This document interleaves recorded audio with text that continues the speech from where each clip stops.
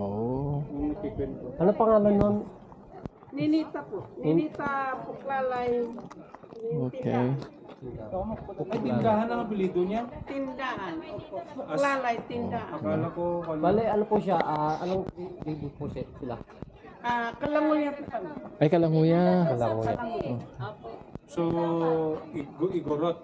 Tanong natin ang pabiting na yun.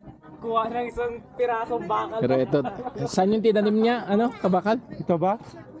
Tama. Tama nga yung kasabihan, no? Pag may tinanim, may aaninin. Tama. O, maani na siya ngayon.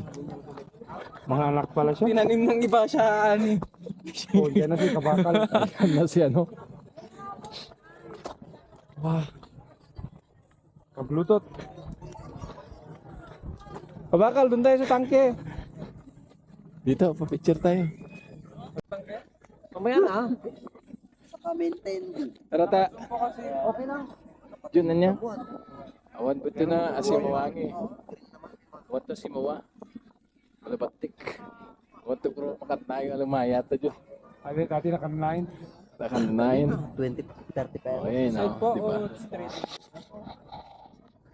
Bali yung kan vice president, yung nag-cure. Sila may-ari dito. Pero magkakapatid daw. Oo. Grabe yun, dinedma ko lang no.